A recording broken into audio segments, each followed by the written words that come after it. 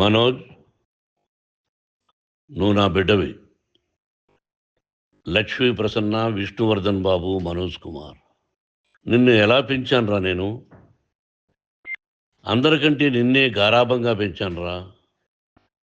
నీకే ఎక్కువ ఖర్చు పెట్టి చదివించాలని ప్రయత్నం చేశానురా. నువ్వు ఏది అడిగినా నేను నీకు ఇచ్చానురా. కానీ ఈ రోజున నువ్వు చేస్తున్న పని బిడ్డల గుండెల మీద తంతారంటారే, అలా తన్నావురా. మనసు ఆవేదనతో కింగిపోతుందిరా.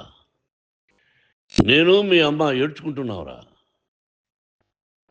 జర్నలిజం ఉన్నది లేనిది, లేనిది ఉన్నట్టు రాస్తున్నారా.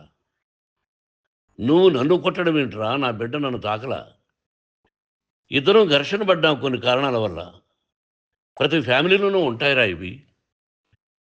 లేనివాడు ఎవరైనా ఉంటే ప్రపంచంలో ఒకరున్నారేమో, 1% ఉంటుందేమో. అటువంటి వాళ్ళ ఇంటికి వెళ్ళి కాళ్ళు గడిగి నిద్ర పూసుకోవచ్చు. భారత భాగవత రామాయణాలు చూసావు కదరా. ఏమిటిది? మీ అమ్మ ఎంత కుమిలిపోతుంది ఈ రోజున హాస్పిటల్ చేరింది. నీ వల్ల హాస్పిటల్ చేరుతాను.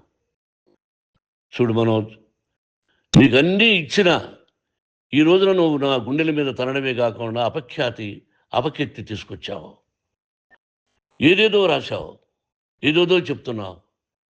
కొంతమంది జర్నలిస్టులు ఉన్నది లేనిది, లేనిది ఉన్నట్టు రాసే వాళ్ళ తత్వం వాళ్ళకి ఎందుకంటే టీఆర్పీ పెరగాలి. ఇది వాళ్ళ నైజం. మనం మార్చలేము. వాళ్ళందరి మీద మన కోర్టుకు వెళ్ళలేము. వాక్ స్వాతంత్రం అంటారు, ప్రజాస్వామ్యం అంటారు. ప్రజాస్వామ్యంలో కూడా కొన్ని హద్దులు ఉన్నాయి. ఇది నీకు తెలుసు అనుకున్నా. ఎంత మంచి నటుడివి నువ్వు. నీ భార్య మాటలు విని తాగుడుకు అలవాటు పడిపోయావు. వింటున్నావా మనోజ్? ఎవరిని నమ్మాలో ఎవరిని నమ్మకూడదో పరిస్థితి తీసుకొచ్చావు. విద్యాలయాలు ఎంత గొప్పవిరా. మనం 25% కులమతాలకు అతీతంగా ఫ్రీ ఎడ్యుకేషన్ ఇస్తున్నాంరా. క్యాస్ట్ అనేది తీసేసాను రా 92లో ప్రాస్పెక్ట్స్లో. నువ్వు చదువుకున్నావురా. అక్కడ చదువుకున్న బిడ్డలు ఐఏఎస్, ఐపీఎస్ అయ్యారురా. ఎంతోమంది గొప్పవాళ్ళు అయ్యారురా. నువ్వు నటుడుగా ఎంతో గొప్పవాడివి.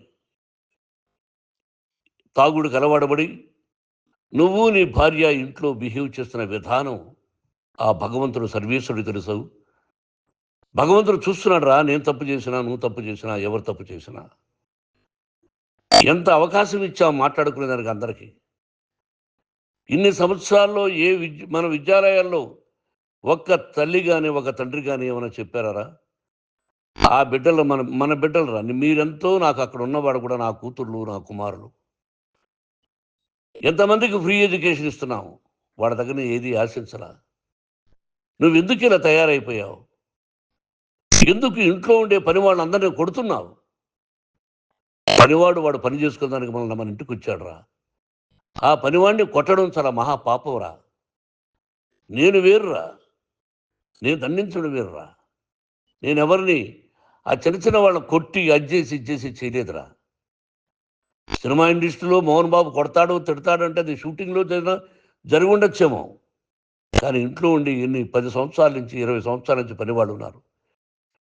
నేను ఇంట్లో లేని సమయంలో వాళ్ళందరినీ కొట్టి వాళ్ళ ఫోన్ లాక్కొని ఒకడైతే చచ్చిపోవాలి. వాడు పోలీస్ కంప్లైంట్ ఇచ్చి ఉండొచ్చు. నేను వద్దు అని వాడిని బతిమాలాడు. పోలీస్ కంప్లైంట్ కూడా ఇవ్వలా. ఇంకైనా నువ్వు నీ భార్య మారి బయట ఉండండి రా అన్నాను నేను. లేదు డాడీ, తప్పు చేయలేని ఒకసారి వచ్చావు, మళ్ళీ తప్పు చేశావు, మళ్ళీ వెళ్ళావు, మళ్ళీ ఈసారి తప్పు చేయనన్నావు.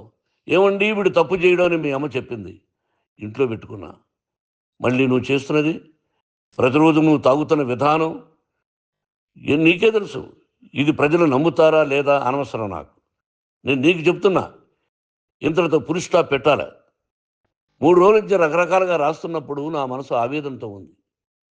మళ్ళీ చెప్తున్నా, Mohan Babu university is greater than temples. Greater than temples. బిడ్డలను కాలేజీలో చేర్చుకునే ముందు చెప్తారు, అన్నయ్య ఎంత ఉంది యూనివర్సిటీ రూల్స్, ఇది మా పద్ధతి, మీకు ఇష్టమైతే చేర్చండి. గవర్నమెంట్ బిడ్డలను గవర్నమెంట్ ఏమిస్తుందో ఇంత పర్సంటేజీ వాళ్ళకు కూడా మీ దగ్గర ఎందుకు డబ్బు తీసుకుంటున్నావు అంటే దానికి అర్థం పరమార్థం చెప్పాము. దొంగతనంగా తీసుకోలేదు. ప్రతిదానికి చెక్కులు ఉన్నాయి, అది అకౌంట్ ఉంది. దానిలో తప్పులు జరిగితే డిపార్ట్మెంట్ ఉంది. కాలేజీలో ఏదైనా తప్పు జరిగితే గవర్నమెంట్ ఉంది. ఇవన్నీ నీకు తెలుసు. ఈ రోజున ప్రపంచంలోనే నెంబర్ 1గా చేయాలని మీ అన్న కష్టపడి ఇతర దేశాల్లో నెంబర్ 1 యూనివర్సిటీ టైఅప్ చేశాడు. ఈ రోజు నువ్వు చేసిన విధానం ఏమిటి? నువ్వే ఒకప్పుడు నాకు ఇవి ఏమొద్దు, నేను యాక్టింగ్ అన్నావు. ఈ రోజున ఏం చేస్తున్నావు? విద్యాలయాల మీద పడ్డావు. తల్లిదండ్రులు చాలా గొప్పవాళ్ళరా. కొంతమందికి డబ్బు కట్టలేకపోవచ్చు, కట్టని వాళ్ళకు కొంత సహాయం చేసాం. అంతా సహాయం చేయలేము. బ్యాంకుల్లో డబ్బు కట్టాలి, లెక్చరర్స్కి డబ్బులు ఇవ్వాలి, యూనివర్సిటీ బ్రహ్మాండంగా నడపాలంటే మంచి లెక్చరర్స్ కావాలి. ఇవన్నీ తెలిసి చేస్తున్నావురా 32, 33 సంవత్సరాల నుంచి. అది పక్కన పెడితే అందరినీ కొట్టడానికి వస్తావు. మీ అన్నం తిడతావు. ఒక వ్యక్తి వినయ్ గారని ఆయన వ్యక్తి హెల్ప్ చేయడానికి వస్తే ఆ వినయ్ ఎవరు చంపేస్తాను వాడు అన్నావు. ఇవన్నీ ఎంత తప్పురా? అంటే మీ నాన్నగారికి ఎవరు సహాయం చేయడానికి వస్తే వాళ్ళందరినీ అంటావు, చంపేస్తానంటావు. మీ అన్నను చంపేస్తానన్నావు. చంపరా చూద్దాం మీ అన్న, నేనే అన్నా. తాకరా నీ ధైర్యం ఉంటే అన్నా. ఎంతమందిని చంపాలనుకుంటున్నావు? ఎంతమందిని చేయాలనుకుంటున్నావు? నువ్వు ఏం సాధించాలనుకుంటున్నావు? ఆలోచించుకో. ఈ ఇంట్లోకి అడుగు పెట్టడానికి నీకు అధికారం లేదు. ఇది నా కష్టార్జితం. మా నాన్నగారు 10 రూపాయలు 10 పైసలు కూడా ఇవ్వలేదురా. మంచి జన్మనిచ్చాడు మా నాన్నగారు. మద్రాసుకు వెళ్ళి వీధుల్లో అడుగు తిన్నాను రా. ఒక పూట కూడా భోజనం లేకుండా అడుగు తిన్నాను రా.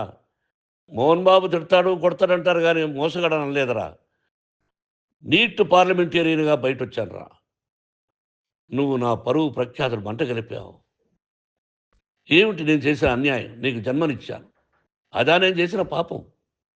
అందుకే ఇది నా ఇల్లు అన్నావు. నువ్వు నీ ఇల్లు కాదు. నీ కష్టార్జితంతో నువ్వు సంపాదించుకున్న ఇల్లు నీది.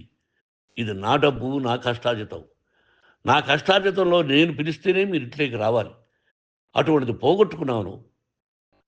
ఆస్తులు అంటావా? ముగ్గురికి సమానంగా రాయాలా లేదా అది నా ఇష్టం. ఆస్తులు ఇస్తానా, లేకపోతే గంగపాలు చేస్తానా, లేకపోతే ఎవరికైనా దానధర్మాలు చేస్తానా, అది నాకు సంబంధించిందిరా. నా కష్టార్జితం రా. మీరు చేస్తున్న విధానం గుణగణాలు కావాలరా. మందు తాగచ్చురా. ఎంత తాగాలి? నేను కూడా 1 or 2 పెగ్స్ తీసుకుంటా. ఇది తప్పు కాదు, జనానికి తెలియాలి. నా డబ్బు ఇది. ఏ తాగి ఎవరిని కొట్లా, అది ప్రజలకు అక్కర్లా. నేను తప్పు చేస్తేనే ప్రజలకు కావాలా. ఇవన్నీ ఉన్నాయిరా. ఇవన్నీ తెలుసుకో. జర్నలిస్ట్ సోదరులారా, మీకు నా గతాన్ని తెలుసు, నా భవిష్యత్తు, నేను ఎక్కడి నుంచి వచ్చాను కూడా మీకు తెలుసు. ఈ రోజున మీరు రాస్తున్న విధానం, నా బిడ్డ నన్ను కొట్టాడన్నారు. ఎంత తప్పు! ఈ రోజున నా బిడ్డ మీద కోపంతో అవును చెప్పచ్చు. కాదు, వాడు నా మీద చెయ్యెత్తలేదు. నేను ఘర్షణ పడ్డాం. ఘర్షణ వేరు, కొట్టుకోవడం వేరు. గాయాలతో హాస్పిటల్కి వచ్చి కుంటుకుంటుగా నడిచాడు. మళ్ళీ ఏమని పోలీస్ స్టేషన్కి వెళ్ళి చెప్పాడు. ఎవరో 2 ఉన్నారు, వాళ్ళిద్దరూ నా మీద దాడి చేశారన్నాడు. నా ఇంట్లో పనిచేస్తున్న వ్యక్తుల గురించి పోలీస్ స్టేషన్కి వెళ్ళి చెప్పవలసిన అవసరం అతనికి లేదు, హక్కు లేదు. పోలీస్ డిపార్ట్మెంట్ కూడా తెలుసుకోవాల్సిన విషయం. నా ఇంట్లో ఉండే వర్కర్స్ మీద నేను కంప్లైంట్ ఇవ్వాలి. నువ్వు పర్మిషన్ లేకుండా నా ఇంట్లోకి నువ్వు చొరబడి ఇల్లు నాదంటూ ఇంట్లో పనిచేస్తున్న వర్కర్స్ మీద కంప్లైంట్ ఇచ్చావు. అది ఎంతవరకు పోలీసు న్యాయమో రూల్సో చూద్దాం. పోలీస్ డిపార్ట్మెంట్ ఇంటికి వచ్చింది. వాళ్ళకి రాశాను ఉత్తరం, అయ్యా నేను సీనియర్ సిటిజన్ని, నాకు రక్షణ లేకుండా ఉంది, నా బిడ్డ వల్ల నా ఇంట్లో నుంచి నా బిడ్డను పంపించేసి ఇది నా ఇల్లని. వాళ్ళు నాకు సమాధానం ఇవ్వలేదు. ఇవ్వకపోగా ఎవరిని పట్టించుకోలేదు. ఇప్పుడు పోలీసు వాళ్ళు వచ్చి ఏమండి రూల్స్ ప్రకారం నా బిడ్డ ఇంటికి రాకూడదంటే మాకు హయ్యర్ అథారిటీ వాడు ఫోన్ చేశారు, మీరు ఎవరిని స్టాప్ చేయొద్దండి, బయట నుంచి ఎవరైనా వస్తే వాళ్ళని స్టాప్ చేయండి అన్నారు. 2 రోజుల నుంచి 10 మంది 20 మంది వస్తున్నారు. వాళ్ళు అలా చూస్తూ నిలబడ్డారు. వాళ్ళు ఫోటోలు తీసుకున్నారు, వాళ్ళ మీద మళ్ళీ వదిలేస్తున్నారు. ఎవరిని నిందించాలి? But I give respect to the police department. వాళ్ళకి ఎవరు ఏ అధికారి ఫోన్ చేశాడో, ఆ అధికారికి ఏ పొలిటీషియన్ చేశాడో అది వాళ్ళకే వదిలేస్తున్నా. కాబట్టి వాళ్ళు పోలీస్ కంప్లైంట్ ఇచ్చినా కూడా మేము సంబంధం లేదని అంటున్నారు. కాబట్టి నేను నా బిడ్డను నిన్ను నాపు చేస్తున్నా. నువ్వు ఇంట్లోకి వచ్చే అధికారం నీకు లేదు. నువ్వు వచ్చి నీ బిడ్డను తీసుకెళ్ళు. సంతోషం. నువ్వు రాలేదు, నీ బిడ్డను జాగ్రత్తగానే చూసుకుంటావు. Take care your daughter, that's all. మీ అమ్మ హాస్పిటల్లో అడ్మిట్ అయింది. రేపో ఎల్లుండో మీ అమ్మను పిలిపించి బాగైన తర్వాత ఇదిగో నువ్వు నీ కొడుకు బిడ్డను తీసుకెళ్ళి వాడికి అప్పచెప్పని చెప్తాను పోలీసు వాళ్ళ ఆధ్వర్యంలో.